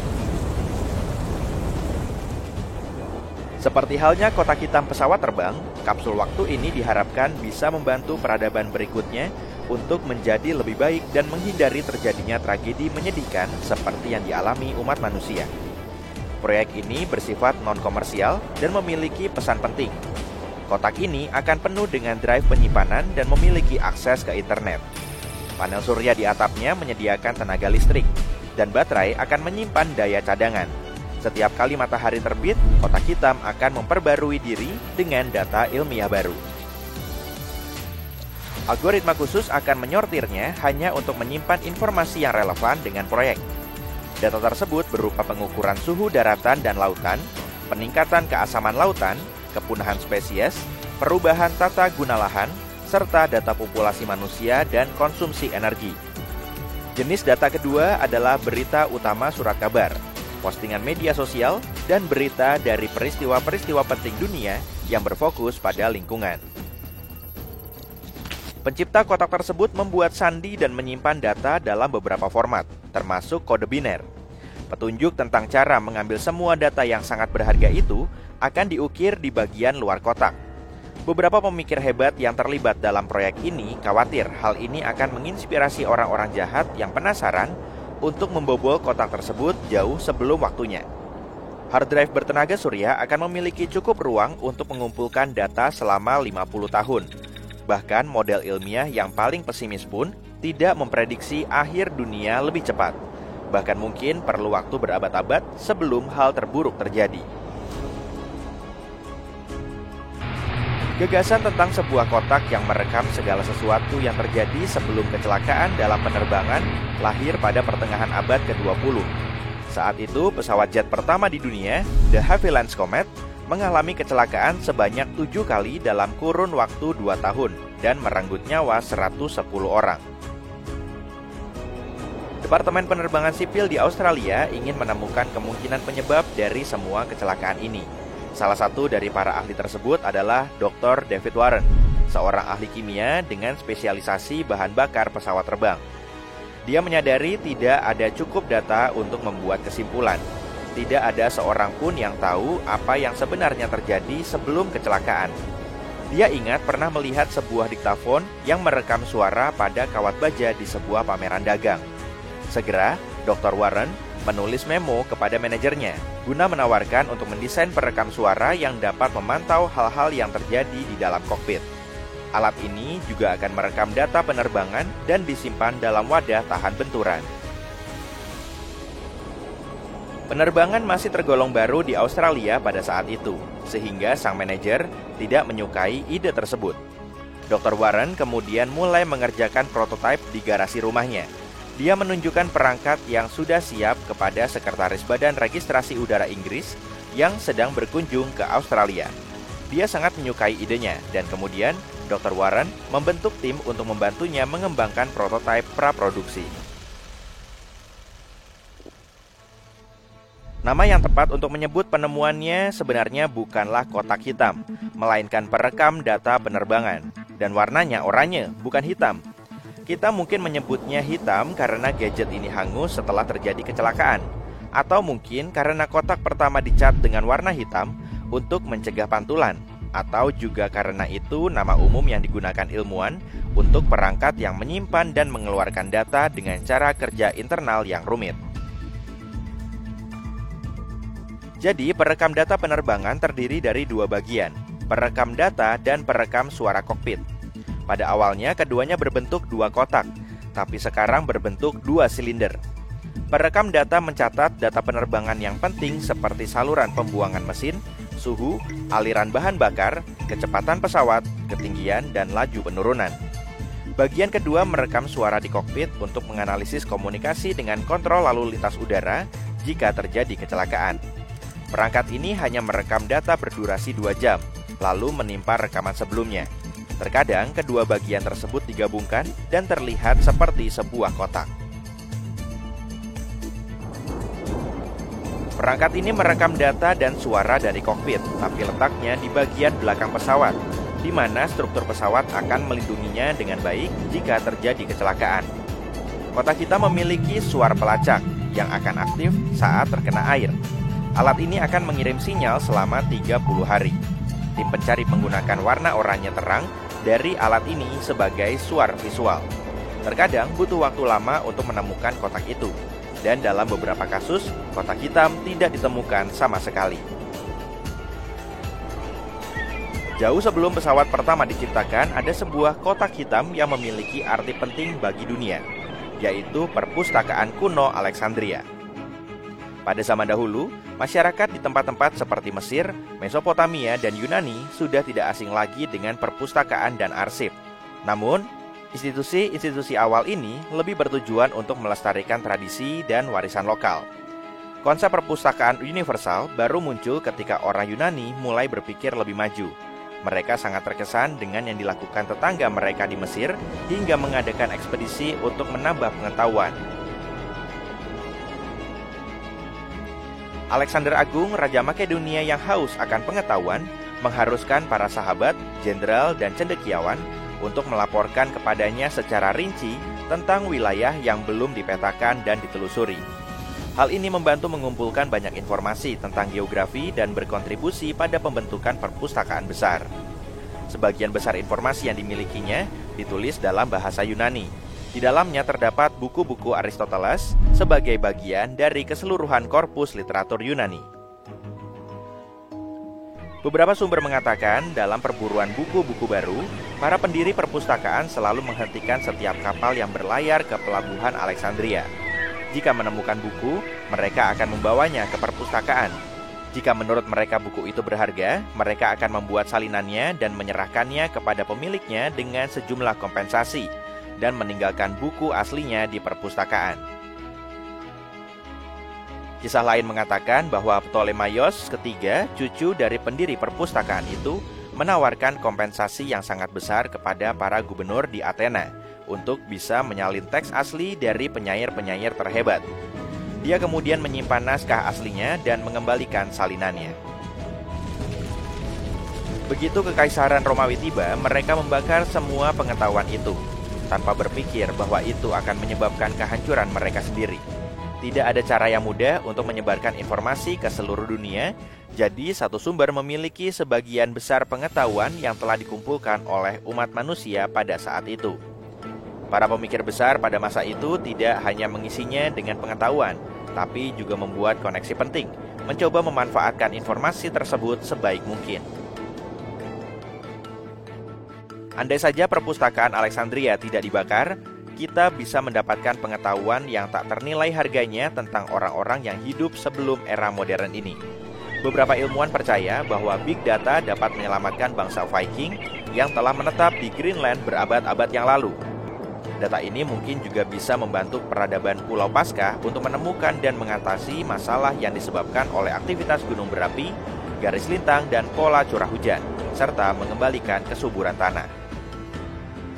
Kabarnya, orang yang hidup di zaman sekarang terpapar banyak sekali data dalam satu hari, sama banyaknya dengan apa yang dipelajari oleh seseorang di abad ke-15 sepanjang hidupnya. Bahkan ada teori yang mengatakan setiap gulungan papirus di seluruh perpustakaan Alexandria mungkin muat di dalam flash drive yang biasa kamu bawa di sakumu. Ada begitu banyak big data yang dihasilkan setiap hari, hingga bisa jadi lebih merugikan daripada menguntungkan kita, karena informasi berlebih. Kita sedang bergerak menuju peradaban global, jadi jika semua pengetahuan itu hilang, kita tidak hanya kehilangan satu kerajaan, tapi seluruh dunia. Para penumpang sekalian, Kapten Anda sedang berbicara. Kita akan siap lepas landas dalam 3, 2, 1. Tinggal di pesawat luar angkasa rasanya seperti cerita dalam film fiksi ilmiah. Tapi lambat laun hal ini berubah menjadi sebuah rencana untuk impian masa depan. Mari kita bayangkan bagaimana jadinya. Tanpa basa-basi lagi, aku akan mulai dengan cahaya. Di bumi, berkat atmosfer, langit menyebarkan cahaya matahari. Jadi, kita mendapatkan cahaya dari berbagai arah. Lalu, ada bayangan, kontras, dan cahaya sekitar. Namun, di dalam pesawat ruang angkasa, tidak ada langit untuk menciptakan cahaya sekitar yang sejuk. Saat kamu berada di pesawat ruang angkasa di dalam tata surya, satu sisi pesawat bisa diterangi oleh matahari atau bintang lain, dan satu sisi lagi bisa berada dalam bayangan. Bayangkan saja bulan sabit. Jika pesawat ruang angkasamu berhasil pergi jauh dari sistem tata surya manapun, kamu mungkin akan mengucapkan selamat tinggal pada sisi terang pesawat. Kamu akan berada sangat jauh dari semua bintang, jadi pesawat akan terbang dalam kegelapan. Namun, jangan khawatir, teknologi canggih mungkin akan menemukan cara untuk meniru cahaya matahari. Mungkin para perancang akan menempatkan panel lampu LED yang mirip dengan jendela, dan para penghuni kapal tidak akan menyadari perbedaannya. Bagaimana dengan manusia? Sebuah penelitian mengungkapkan bahwa kru yang terdiri dari 160 orang dapat menciptakan populasi yang layak selama 200 tahun. Di sini yang penting adalah memilih awak kapal dari kumpulan gen yang besar. Tidak boleh ada dua penumpang yang ikatannya lebih dekat dari sepupu tingkat ke-6 atau ke-7. Ini adalah proyeksi dari zaman kita. Siapa tahu, mungkin ratusan tahun kemudian, seluruh negara akan tinggal di dalam pesawat luar angkasa. Negara tetanggamu di bumi akan menjadi tetanggamu di luar angkasa. Hal ini mengingatkanku pada adegan di film Thor, Ragnarok, ketika para Asgardian yang selamat dari Hela melarikan diri dengan pesawat Grandmaster. Mereka pergi ke bumi untuk menetap. Mungkin kita akan pergi ke Proxima Centauri b.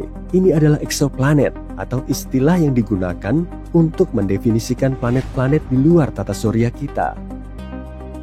Proxima b berada di sistem bintang lain, dan sebagian ilmuwan percaya bahwa sistem ini memiliki potensi. Sebagian dari mereka meyakini kalau ada kemungkinan air dalam wujud cair di permukaan planet. Hal ini penting karena planet ini merupakan eksoplanet tetangga terdekat. Ya, yang terdekat, tapi jaraknya hampir 40 triliun kilometer. Untuk lebih memahami jarak ini, aku akan memberikan sebuah perbandingan. Saat ini, salah satu wahana antariksa tercepat yang kita miliki, yaitu New Horizons, melaju dengan kecepatan lebih dari 50.000 km per jam. Tapi, bahkan dengan kecepatan ini pun masih butuh ribuan tahun untuk sampai ke Proxima B. Semoga saja kita bisa menemukan cara untuk membelokkan persamaan ruang waktu. Kalau mau realistis, opsi pertama lebih mungkin terjadi. Anggap saja kita melakukan perjalanan dengan pesawat ruang angkasa tercepat. Ini masih akan menjadi perjalanan beberapa ratus tahun. Hal ini membawa kita pada masalah kecil lainnya, rentang hidup manusia. Awak yang sama tidak akan bertahan sampai akhir perjalanan. Di sini, pesawat generasi bisa digunakan sebagai solusi. Sekelompok orang dewasa memasuki pesawat, kemudian anak-anak mereka, lalu anak-anak mereka. Begitulah sampai umat manusia akhirnya mencapai planet baru. Ada dua alternatif lain. Jika para peneliti berhasil menemukan cara untuk membuat manusia hidup selama berabad-abad, kita tidak akan membutuhkan pesawat generasi. Demikian pula, mungkin ada sistem untuk membekukan manusia. Butuh 20.000 orang untuk memulai populasi yang sehat di planet baru. Untuk saat ini, aku ingin tetap menggunakan skenario pertama. Beginilah rasanya tinggal di pesawat ruang angkasa generasi. Kencan tidak akan seromantis di bumi. Mungkin akan ada ahli genetika yang akan mengatur reproduksi. Aturan akan menjadi ketat. Di setiap generasi, harus ada tugas tertentu yang harus dikelola. Seseorang harus menjadi dokter, dan yang lain harus menjadi tukang ledeng. Generasi baru mungkin akan menjalani tes perencanaan karir. Setiap orang akan ditugaskan untuk bekerja berdasarkan kemampuan, bakat, minat, dan pekerjaan yang tersedia. Hal ini mengingatkanku pada Snowpiercer, tapi mudah-mudahan segala sesuatunya akan berjalan secara manusiawi dan lebih baik dalam versi ini. Manusia membutuhkan air dan mereka akan menciptakan limbah. Pada saat itu, mungkin kita tidak akan bergantung pada plastik. Ditambah lagi, daur ulang mungkin akan berada di tingkat yang lebih tinggi. Tetap saja, kita akan membutuhkan air. Manusia yang sehat membutuhkan hampir 300 galon air per tahun. Tidak mungkin mereka akan singgah di sebuah planet dan mengisi ulang cadangan air. Jadi, bagaimana cara penghuni pesawat ruang angkasa mengatasi masalah ini? Sudah ada sistem untuk mendaur ulang limbah astronot menjadi air murni. Masalah berikutnya adalah rumah sakit. Sebuah pesawat luar angkasa mungkin hampir tidak memiliki bakteri atau mikroba. Manusia membutuhkannya untuk sistem kekebalan tubuh yang lebih kuat. Jika manusia terlalu terisolasi lalu mendarat di sebuah planet, mereka mungkin akan mengalami kesulitan untuk mengatasi kondisi di sana. Perisai juga sangat penting. Luar angkasa adalah tempat yang radioaktif. Planet kita memiliki medan magnet yang melindungi kita dari gelombang yang menggoreng DNA. Di tempat terbuka, pesawat ruang angkasa akan membutuhkan perisai yang kuat. Mungkin kita bisa menciptakan semacam medan gaya. NASA sedang mengerjakan sistem untuk menumbuhkan tanaman di luar angkasa. Kita mungkin akan melihat area khusus yang didedikasikan untuk pertanian dan peternakan. Mungkin pesawat seperti ini akan membawa sampel flora dan fauna juga. Siapa tahu, mungkin akan ada taman khusus dan ekosistem mini yang berbeda. Ini akan sangat bagus untuk kewarasan orang-orang di kapal. Mempertahankan eksistensi umat manusia memang bagus. Tapi krisis eksistensial bisa mengacaukan para penumpang. Mereka bisa makan roti lapis luar angkasa di taman dan bersantai sejenak dengan suara kicauan burung. Tidak hanya taman, penumpang yang lebih muda mungkin membutuhkan taman bermain dan sekolah. Dalam hal ini kabin untuk mendapatkan pendidikan. Mereka mungkin akan mendapatkan kurikulum yang benar-benar baru, pedoman tata cara bertahan hidup di planet asing. Saat kita sudah punya pesawat seperti ini, AI dan robot berteknologi tinggi mungkin akan menjadi lebih populer dari sebelumnya. Mungkin akan ada robot yang dapat berkembang biak sendiri. Kita bisa mengirim robot-robot ini ke planet baru yang berpotensi dan melihat bagaimana hasilnya. Kita bahkan bisa mengirim tim robot ke beberapa dunia dan melihat mana yang memiliki habitat yang lebih baik. Jujur saja, pesawat generasi itu rasanya seperti cerita dari film laris Hollywood. Tapi ada inisiatif yang disebut proyek pesawat luar angkasa 100 tahun. Mark J. Millis, pendiri Tau Zero Foundation, adalah salah satu partisipan yang terlibat dalam proyek ini. mereka merancang sebuah wahana yang diberi nama Icarus. Wahana ini secara teoritis memiliki kemampuan untuk berakselerasi hingga 1/10 atau 1/5 kecepatan cahaya. Meski desain Icarus saat ini tidak terlalu ramping, menyerupai raksasa seukuran gedung pencakar langit yang sebagian besar terdiri dari barisan dan kelompok tangki bahan bakar berbentuk bola, Miles menjelaskan bahwa ini bukanlah representasi pasti tentang seperti apa pesawat antar bintang itu, tapi lebih merupakan desain yang paling masuk akal untuk dibangun pada awalnya. Dalam merancang kapal luar angkasa untuk manusia, gravitasi adalah pertimbangan utama dalam mencegah erosi kepadatan tulang dan otot. Solusinya adalah menciptakan gravitasi dengan kabin yang berputar atau sentrifugal, tapi harus cukup besar untuk secara konsisten mensimulasikan gravitasi bumi demi menghindari disorientasi dan masalah kesehatan lainnya. Apakah ada rencana kedatangan? Dengan asumsi bahwa kita meminjamkan ke Europa atau Proxima B, awak dan penumpang harus siap menghadapi berbagai skenario. Harus ada peralatan untuk memindai wilayah atau bahkan alat pertahanan diri untuk melindungi diri sendiri dari bentuk kehidupan yang berpotensi berbahaya. Begitu mereka berhasil tiba, mereka juga membutuhkan peralatan untuk membangun rumah baru mereka. Ketika mereka akhirnya tiba di planet baru, mereka mungkin akan memulai semacam teknologi canggih untuk menjelajah planet lain. Halo Ma, aku bawa batu sebagai hadiah dari permukaan Mars. Mungkin akan ada pekerjaan baru dan panduan perjalanan ruang angkasa. Dan kita mungkin memerlukan beberapa jenis dokumen, seperti visa, untuk memasuki planet-planet lain yang bisa dihuni.